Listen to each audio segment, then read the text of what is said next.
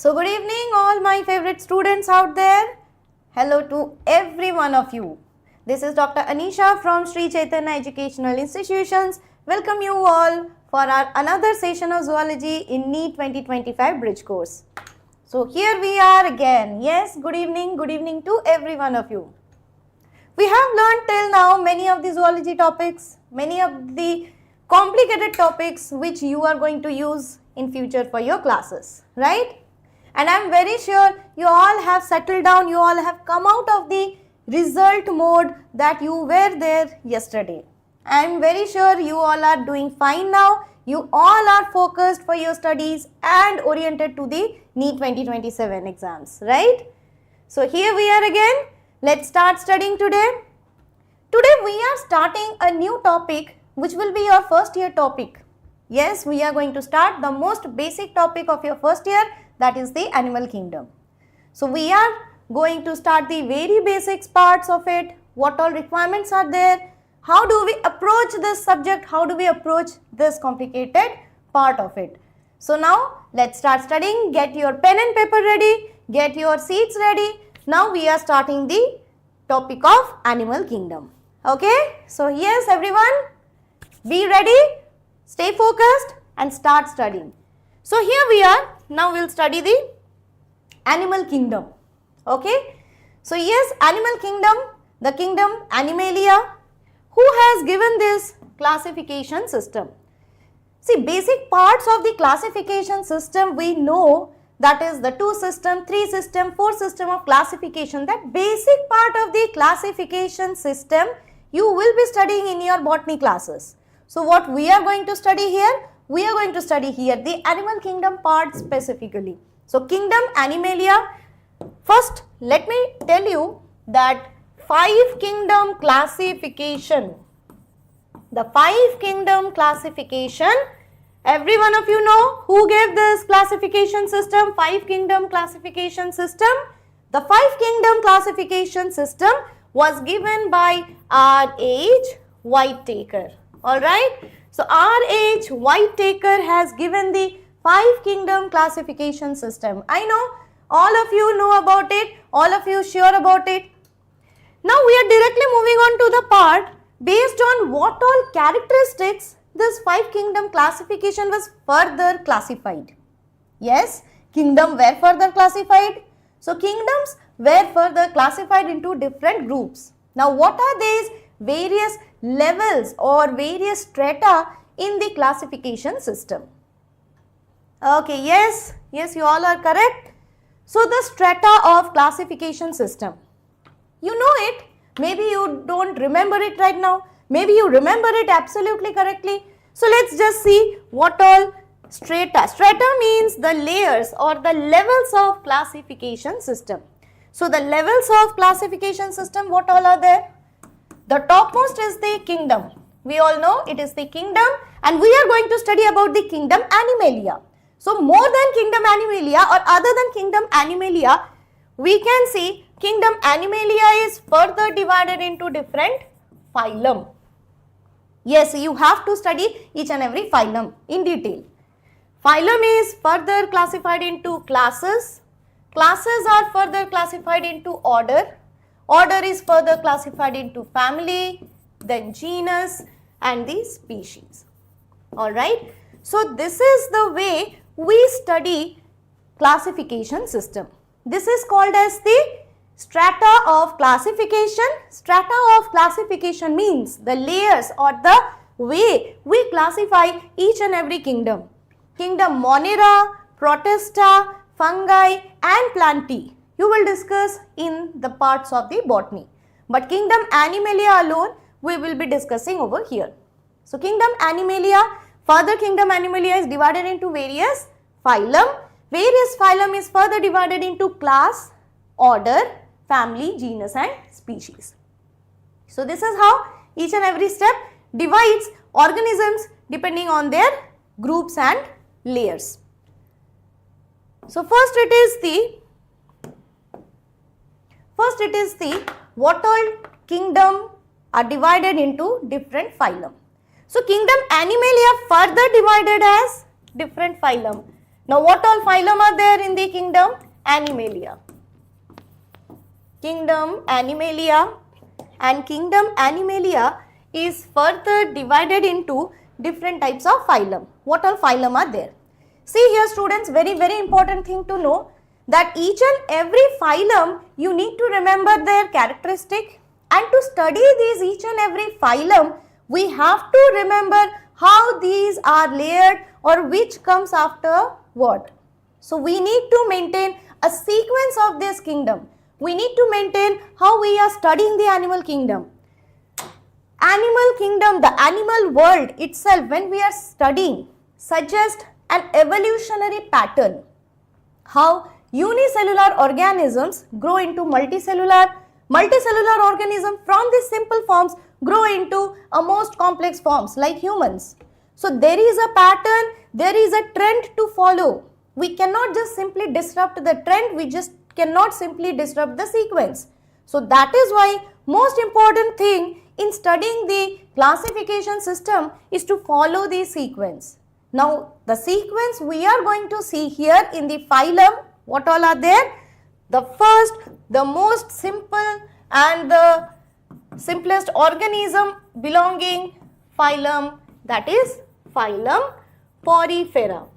It has the simplest living, it has the simplest formation of the organisms, it has the different methods by which simple forms are there of reproduction, digestion, respiration, excretion and many other processes of life. So the simplest phylum is the phylum Porifera. Now the sequence starts here, Porifera. After that, little more complexity is seen in the phylum Coelenterata, which is also called as the phylum Cnidaria. Now we are going to study the details about them, but before that we need to read the sequence. Porifera, Coelenterata, ctenophora and platyhelminthes,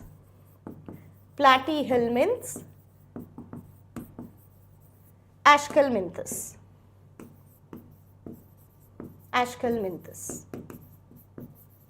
Okay, so these are the most primitive forms of the kingdom Animalia, these 5 phylum. The most primitive forms are phylum Porifera, Coelenterata, ctenophora, platyhelminthes and the aschelminthes. These are the simplest forms. Why? Because of their nature, because of their body structure, because of the mode of nutrition, the process of reproduction, all of this makes them the simplest of the all phylum. Alright. Now around this phylum, what all we have? Aschelminthes. Next it is the little more complex organism, that is annelida. Arthropoda, mollusca,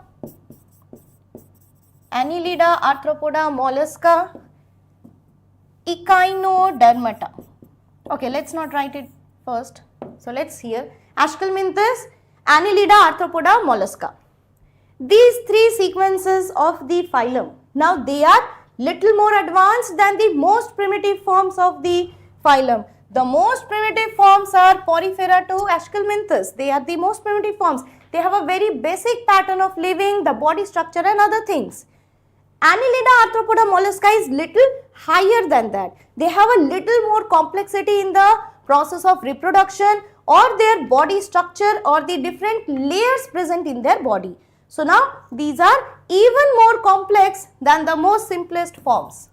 Alright. So this sequence you need to remember: Porifera, Coelenterata, ctenophora, platyhelminthes, aschelminthes, annelida, arthropoda, mollusca. Now we are coming to little more complex organisms, little more complex phylum, that is echinodermata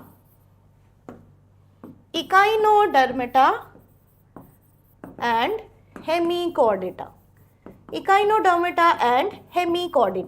Now these echinodermata and hemichordata are even further more complex than these organisms, these phyla.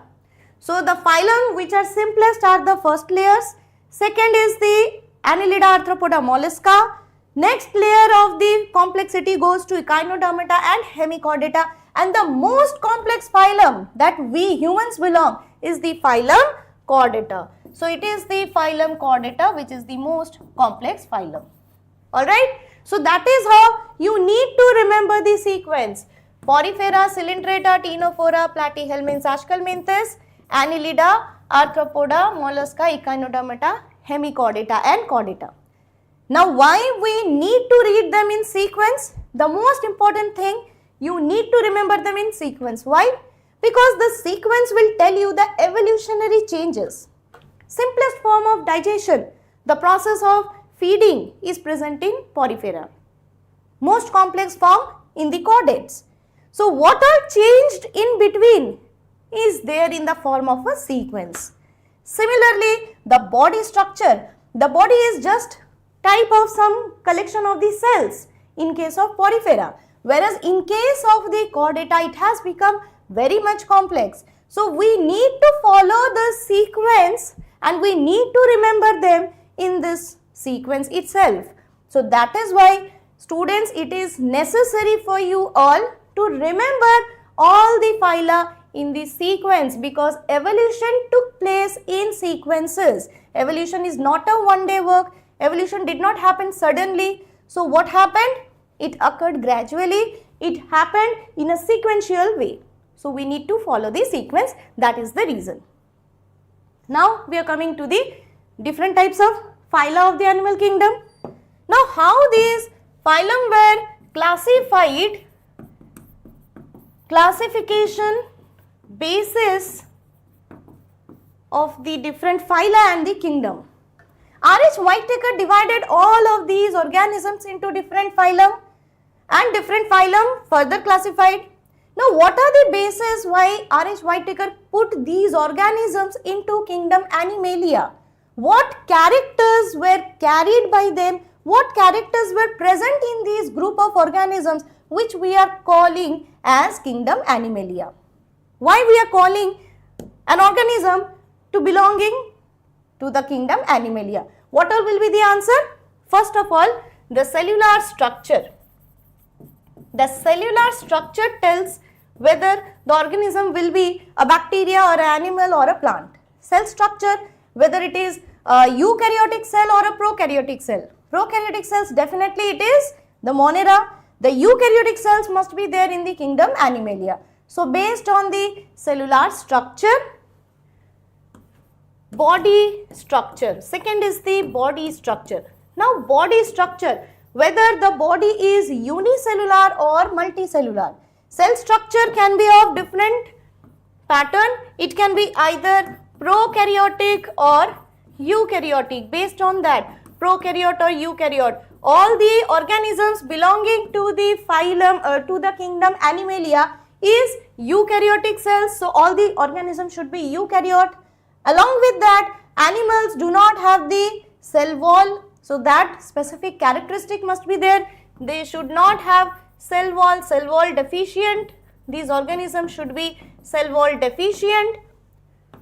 Body structure, which type of body structure should be there?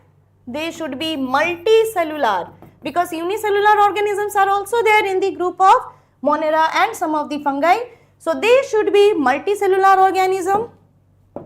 Now it is the very important point, mode of nutrition. Mode of nutrition. Now what is the characteristic called as the mode of nutrition? Mode of nutrition means how the cells or the organism is feeding. How is it getting its nutrition? If the organism is obtaining the nourishment directly from the sunlight, photosynthesis process is taking place, then they are called as the photoautotrophs, or simply we can call them autotrophs. But what organisms do, what the animals do belonging to this kingdom Animalia, they are called as holozoic nutrition. They have holozoic nutrition. What is holozoic nutrition? You must be hearing these words many times, but you don't know how to define it exactly. Holozoic nutrition means ingestion of the food material from the external resources. Alright. See, there are two types of nutrition we know, autotroph and heterotrophs. I am very sure you all must be knowing about the autotrophs and heterotrophs. There are two groups of nutritions, autotrophs and heterotrophs. Alright. Now autotrophic nutrition is there in which the organism is producing their own food. Very simple thing.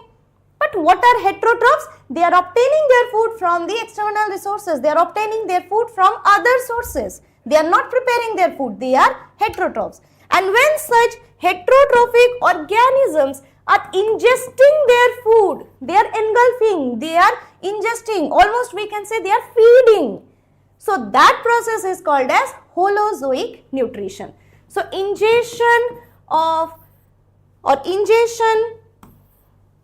pattern of heterotrophic nutrition, because some of the heterotrophs, what they do, like fungus, they are also heterotrophs, but what they do, they absorb the food through their cell wall. So that is a different pattern of heterotrophic nutrition. They are not feeding, but animals, they feed, they will engulf the food.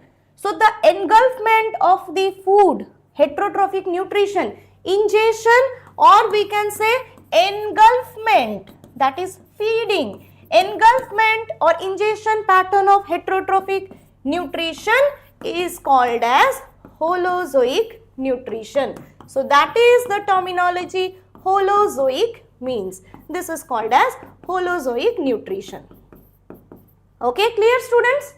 So these are the autotroph examples, bacteria and okay, yes, those examples are there. I am very sure you all know. So blue-green algae and plants are the autotrophs. Heterotrophs are heterotrophs like animal or any other cells. Many protista are there.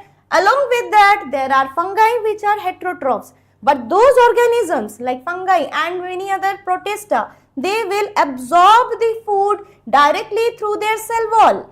They are not feeding, they are not eating, they are absorbing. So that is absorption type of heterotrophic nutrition. But what is holozoic? What is present in animals? Animals, they feed on them, they eat up, they engulf them. So that type of nutrition, heterotrophic nutrition, is called as the holozoic nutrition. The whole food will be engulfed. That is called as holozoic nutrition. Alright. So now we are coming back to the mode of nutrition. Holozoic nutrition is a very important characteristic of the animals, which is, we can almost say, exclusively present in the animal kingdom. Yes, other organisms they have, but mostly it is present in animal kingdom. So next one is the mode of nutrition. Another is mode of reproduction. Mode of reproduction.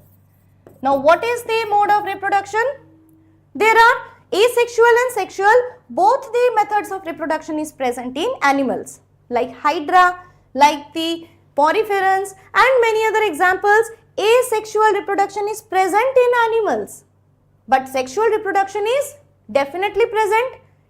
Asexual may or may not be there, but sexual reproduction will definitely be there, and the process of sexual reproduction takes place by the formation of male and female gamete.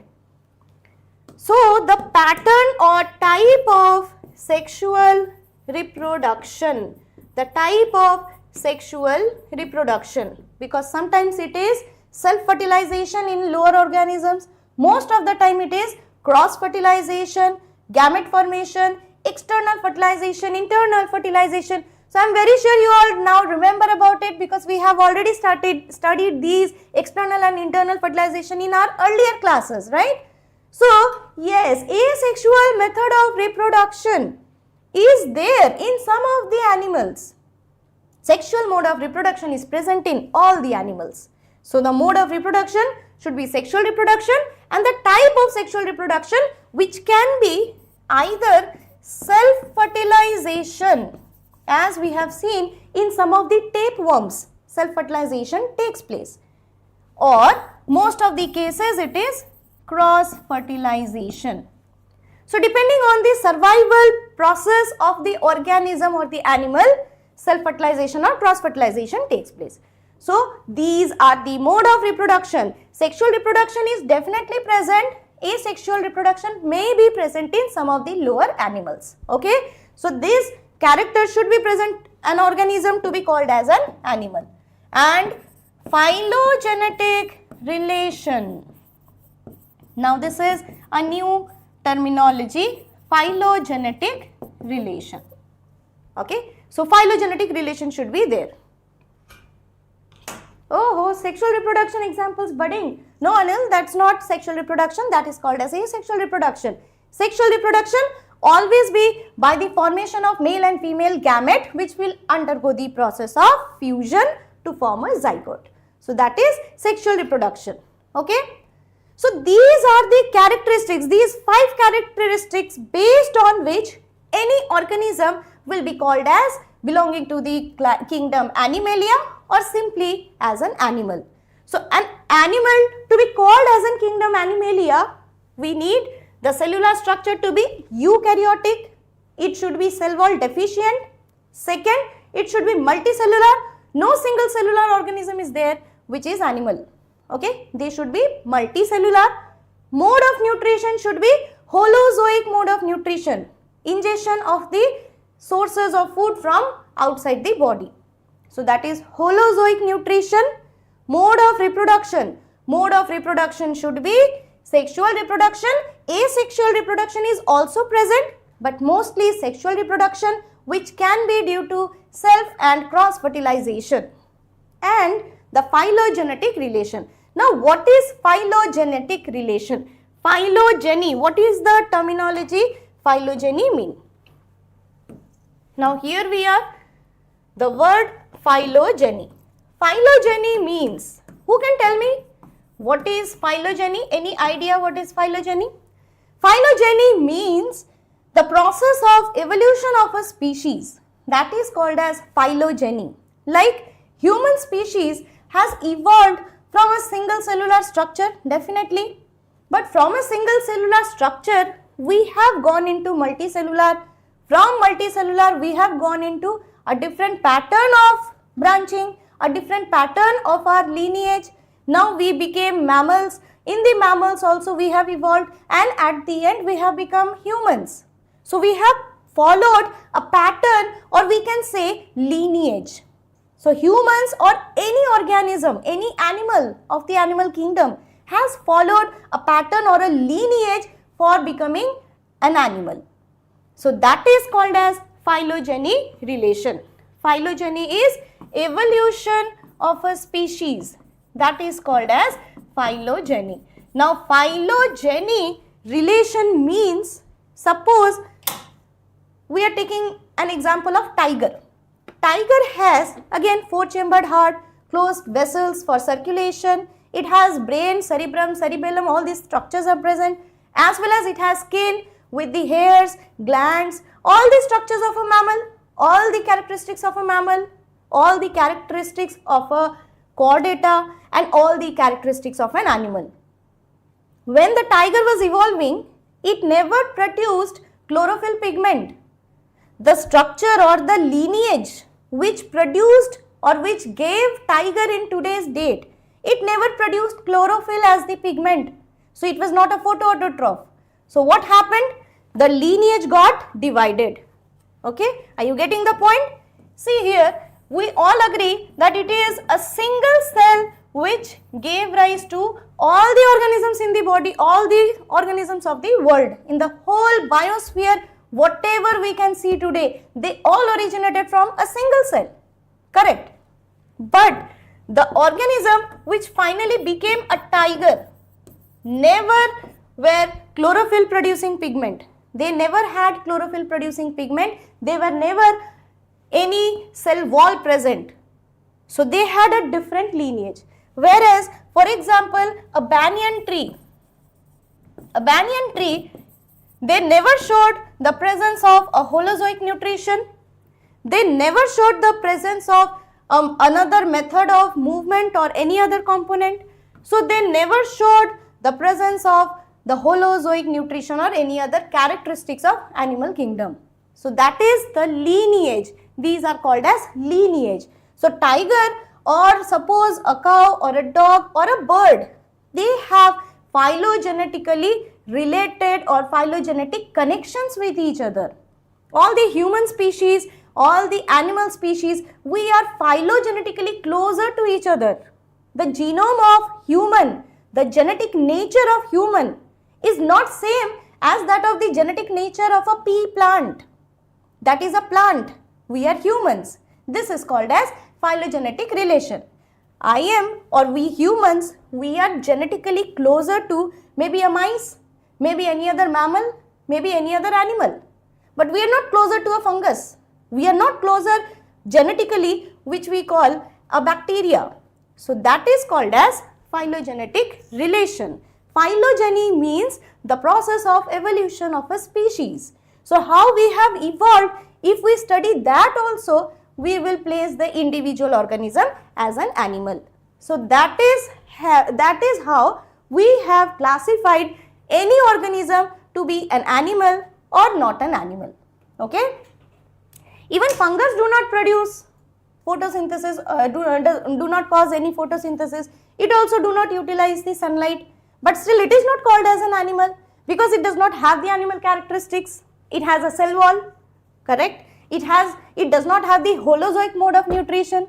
So these are the characteristics, and along with that, if we check the genetic level, phylogeny checks out at the genetic level or at the evolutionary level. At the genetic or evolutionary level, the fungus is not closely related to humans or any other animals. So that is the process how we have defined an organism to be an animal. These 5 characteristics to place them organism as an animal. Okay. So what are these? The cellular structure, the body structure, mode of nutrition, mode of reproduction, and phylogenetic relation, which means how the organism has evolved as an animal. Okay. So now we are moving on to the next part, which is the individual phylum. So yes, that is going to be really interesting. What all organisms are going to be studied in the kingdom Animalia? As we have seen, phylum Porifera, coelenterata, ctenophora, platyhelminthes, aschelminthes, annelida, arthropoda, mollusca, echinodermata, hemichordata and chordata. Each of them, what all organisms do they contain in each of the phylum, we are going to study now. So first we are studying the simplest form of the phylum, that is porifera. The name porifera is, they are pore-bearing organisms. Before starting this phylum, I will tell you that I am not going to study, or we are not going to read them in each and every phylum detail right now, because this is a bridge class. So this is just a brief introduction about the phylum. We are not going to study them, how they are moving, how they are acting, how they are reproducing. We are not going to do that. We are here just to understand what the porifera contains, which all organisms or animals are poriferans. So this is just the bridging the gap to know what all organisms are there, which are the poriferans. So phylum porifera first. So the phylum porifera is pore-bearing organisms or pore-bearing animals. Okay. So now phylum porifera, see their body has many pores in their structure. If the body appears like this, the body will have many small pores all over their surfaces. The organism has many pores all over their surfaces. Now what are the functions? Many functions are there for these pores. These pores help then in the process of digestion, respiration, circulation and many other things. So the pores are present in these organisms, that is why the name porifera is given.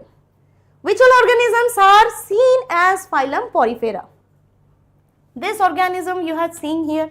Other than this, there are many other examples. Some of the poriferans are commonly called as kypha, which is called as commonly urn sponge. Okay, sponges, they are commonly also called as sponges. Sponge means a pore bearing structure. So these are the common name of poriferans, they are called as sponges. So urn sponge, urn shaped sponge, it appears like an urn shaped, that is why they are called as urn sponge. Other than that, there are bath sponge. Other than that, there are many different type freshwater sponge. So these are different type of common organisms called as sponges which belong to the phylum porifera. That is all about porifera right now. Okay, we are not going to study them in detail over here.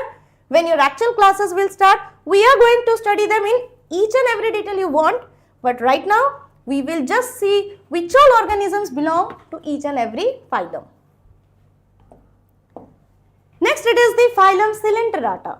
Coelenterata, okay, someone is asking about the pore. Pore means we can say holes in the body.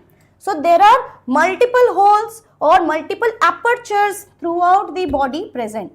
Some of them are in small size, some of them are in larger size. So that is why we can call them pore bearing. Pore means the hole or the aperture. Okay, aperture, another name of the pore. It is also in common words, you can say a hole. Throughout the body they are present, that is why they are called as pore bearing organisms. Now it is coelenterata and also known as ctenophora. Alright, cnidaria.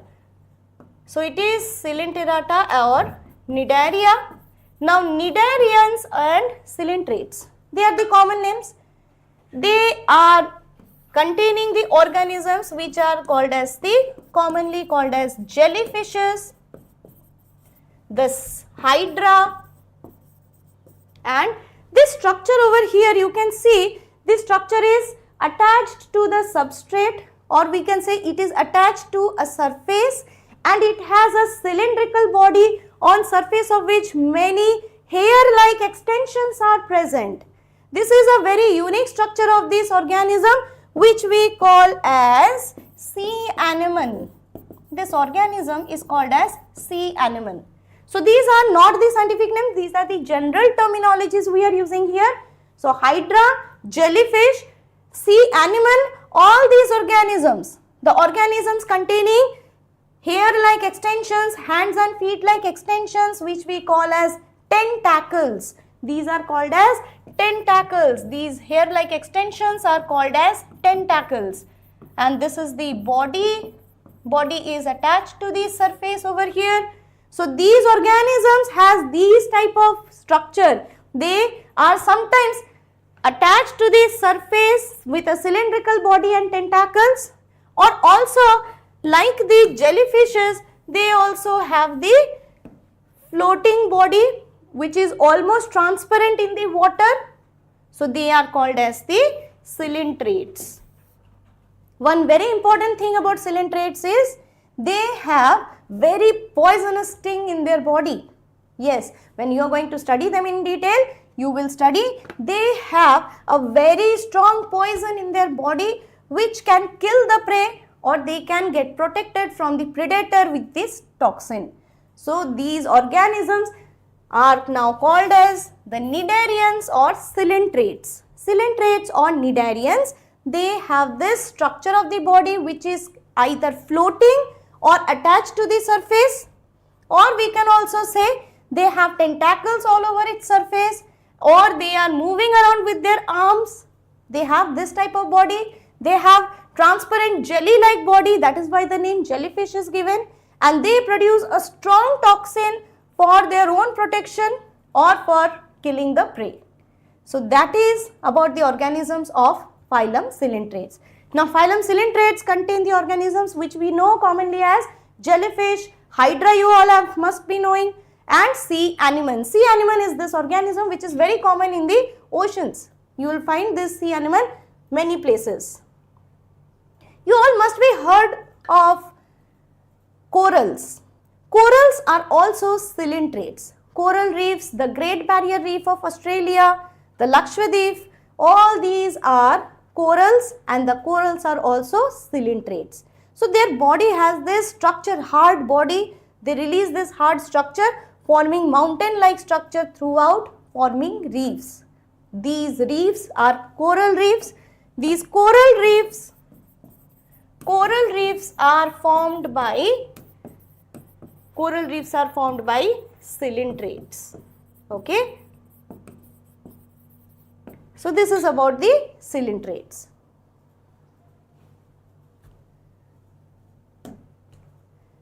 The phylum ctenophora. So phylum ctenophora, these organism, this is very unique organism. They are present only in oceans, only in sea water. They are not present anywhere else. They are present only in sea water. Now in the sea water, they have very unique characteristic. Their body is almost as transparent as the jellyfish. See over here, the structure or the appearance of jellyfish is also almost transparent. So these organisms, they also appear almost transparent like the jellyfish, and that is why ctenophora also called as comb jellies. They are also called as comb jellies because they have almost transparent jelly-like structure of their body. And guess what? They are radiating these lights in the dark, which is called as bioluminescence. So they have the property of bioluminescence. How many of you have heard of this terminology?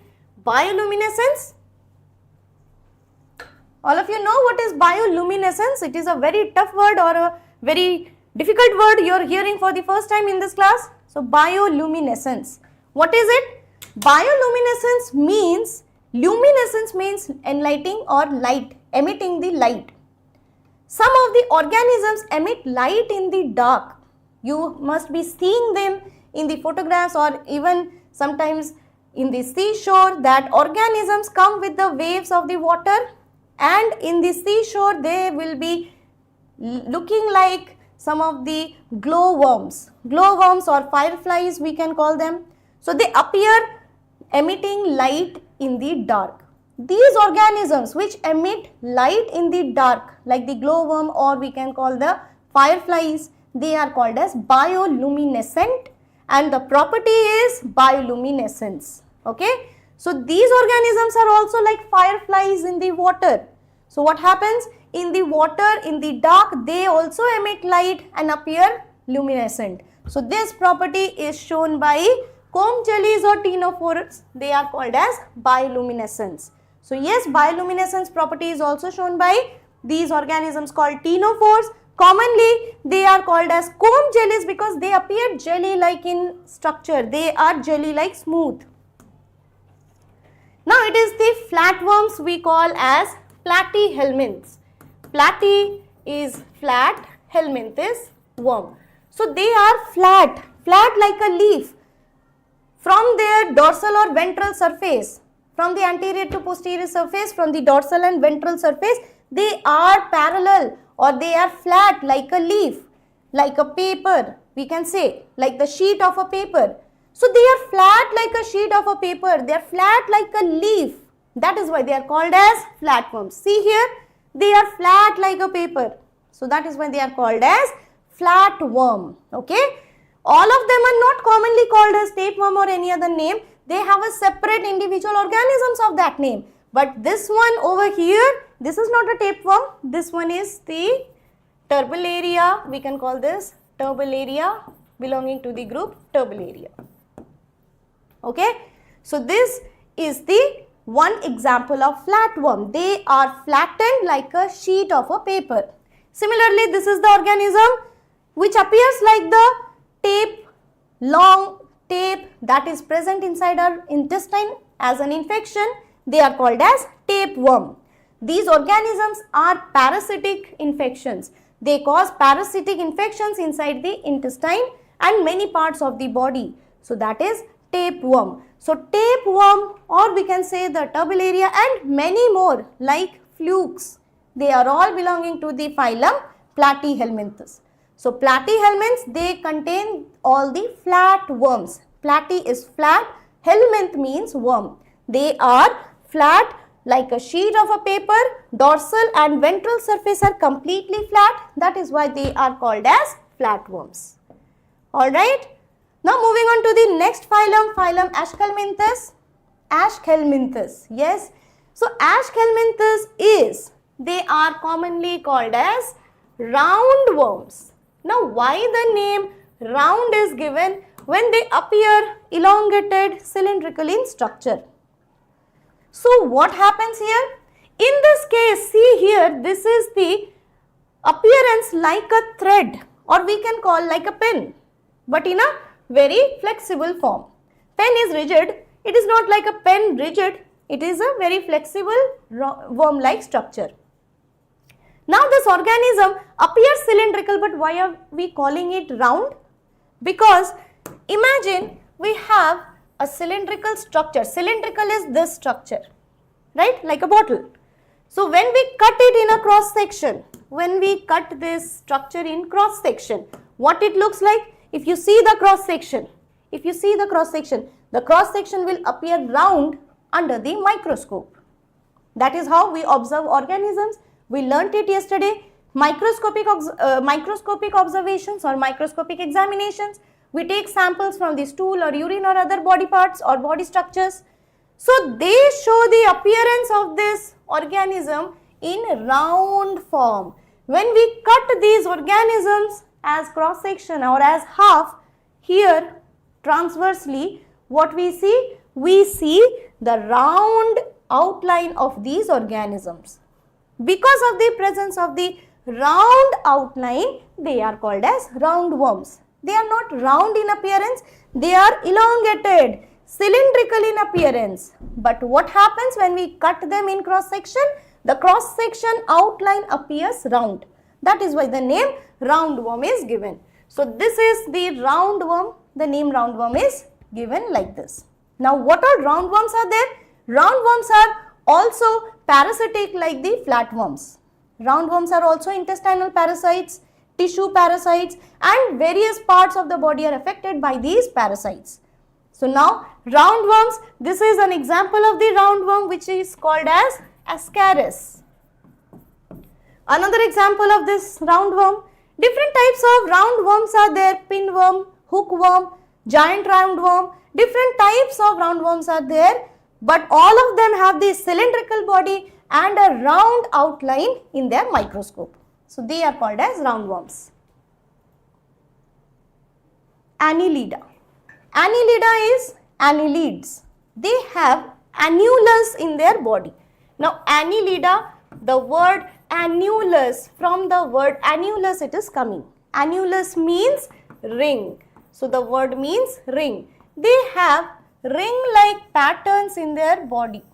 This is the ring-like pattern. One ring after the another, another after the another. Like this, the body is arranged in the form of rings. When the body is arranged in the form of rings, they are called as annelids. So this is the organism. This is earthworm. So earthworm, one of the example which is an annelida. Earthworm, the body shows here the presence of one after the another ring-like patterns, one ring after the another. Throughout the body, throughout the length of the body, these rings are present. Maybe at some points the rings are not present, but throughout the body, major part of the body has these individual rings arranged in sequence. That is called as annelida. So like these, other organisms are also present, like earthworm, leech, sandworm. Sandworm is this organism which is shown here, sandworm or ragworm, these are called. So they are all present with the rings all over their body. See here, fine ring-like structure throughout the body they have. That is why they are called as annelida. All the organisms belonging to their individual phylum has a reason for belonging to that phylum. Annelids are called as it is because they have individual rings throughout the length of their body. That is why they are annelida. Alright. Arthropoda. Now what is the breakdown meaning of arthropoda? Arthro is joints and poda is leg. So they have jointed legs in their body. Jointed legs in their body, like a butterfly, like an insect, like a spider, scorpion, anything will be an insect or we can call belonging to the phylum Arthropoda. So you must be seeing that if it is the structure of a cockroach, the cockroach has a different pattern of the body shape, a different pattern of the body shape with the legs appearing like this.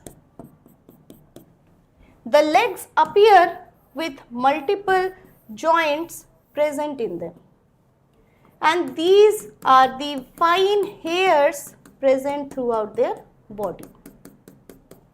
Now the legs have multiple joints in their structure. Multiple jointed legs containing organisms are arthropods, and you can name any insect that belongs to the phylum Arthropoda. Arthropoda is the largest phylum of the animal kingdom. Now largest based on what? Largest based on the number of species it includes, number of organisms it includes. So it has the highest number of organisms included in it, that is why it is called as the phylum Arthropoda. Mollusca. Mollusca contains all the soft-bodied organisms. It contains all the soft-bodied organisms. So they has to be present inside a hard skeleton like the shell. So these are the hard body or the shell that is covering the organisms called as the soft-bodied animals. Now the soft-bodied animals are enclosed by a hard shell. These are called as mollusk. Even some of the organisms like the octopus and sepia, we will be discussing about them in detail in the class. Some of the examples like octopus or sepia or cuttlefish, they also belong to the phylum Mollusca. So mollusca is soft-bodied, enclosed, most of them, not all of them, enclosed by a shell which you normally see when you go to a sea beach. You can see all around the sea sand, these shells are present. These shells are shed by group of organisms called as mollusca. So students, here we are today. We have studied till the phylum Mollusca. Now we have to study echinodermata, hemichordata and chordata also in each and every point, in each and every part. So we will be continuing from here tomorrow. See you all tomorrow. And yes, do read them in detail or do read them little bit. Go through the slides, go through the video all over again so that you will remember the things we have discussed today. Okay. Tomorrow we will be starting from here onwards. Thanks and goodbye to all of you. Thank you.